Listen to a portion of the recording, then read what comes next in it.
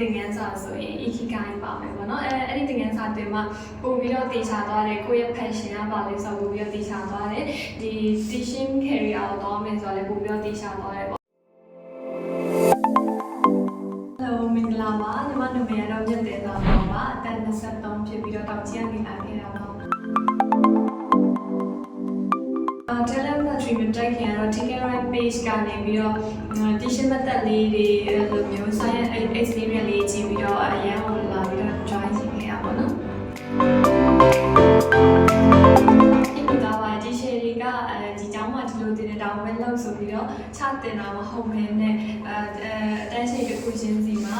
တေချာချာလေးတင်ပြီးသွားတဲ့အတွက်ကြောင့်မလို့တော်တော်လေးပြည့်မီသွားပါတယ်ဒီမှာတော့ရောက်ကတော့နည်းနည်းstress ပြီးလို့ pressure ပြီးလို့ရောဖြစ်တာပေါ့မရင်းနှီးပြီးတော့ဒါပေမဲ့2ရက်3ရက်လောက်ကြာပြီးတဲ့အချိန်မှာတော့ဒီက t-shirt တွေရောအကုန်လုံးနွေးနွေးထွေးထွေးကြိုဆိုတဲ့အရှင်းရှင်းရလည်းရင်းနှီးသွားတော့ပို့ပြီးတော့ပြောစရာကောင်းပါတယ်တစ်လလုံးကလုံးဝ stress မရှိဘဲနဲ့ပြောစရာကောင်းပါတယ်ဖြစ်စေတာဆိုရင်တော့ဒီကိုမြောက်ပြန်တော့ကိုယ့်အကို fit mindset ရှိတယ်လို့ထင်တယ်ဒီမှာတေချာချာလေးတင်ပြီးတော့မမီတင်တဲ့အချိန်မှာတော့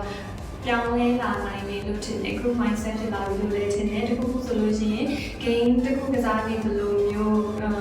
ချုံနေသွားရင်တော့အရင်က try ပြန်ပြီးတော့ try ဖို့လိုတယ်ပေါ့ဒါတွေကကိုတော်တော်လေးပြောင်းလဲလာတယ်လို့ထင်တယ်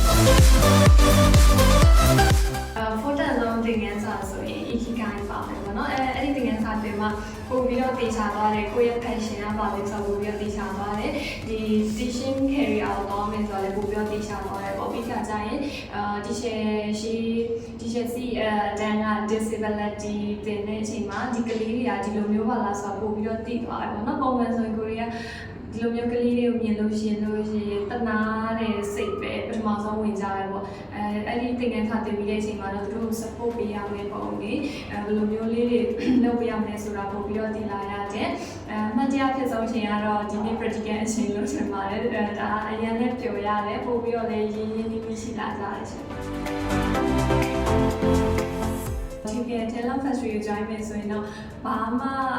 အများကြီးမလိုပါဘူးအဓိကကတော့ကိုယ့်ရဲ့ mindset လေးတစ်ခုကောင်းနေဖို့ပဲလိုတယ်ကျွန်တော် Tickle right ကဖြည့်ဆည်းပေးပါတယ်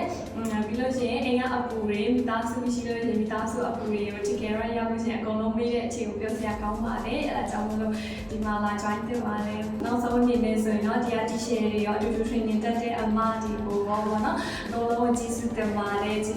များကြီးလည်းတင်ခဲ့ရပြီးတော့အများကြီးလည်းသိခဲ့ရတယ်ပေါ့နော်ပြီးတော့ရောက်ခဲ့ရဒီ counter ကနေဟိုဒီအကုန်လုံးနွေးနွေးထွေးထွေးနဲ့ဆက်ဆံပြီးတယ်ကိုအမအတွက်လည်းလောင်ပြောင်တဲ့ community လည်းမဟုတ်တဲ့အတွက်ကြောင့်မို့အများနဲ့ပေါ့ပါ stress မရှိဘဲနဲ့နေနိုင်တယ်ပေါ့နော်အဲဒါကြောင့်အကုန်လုံးကျေးဇူးတင်ပါတယ်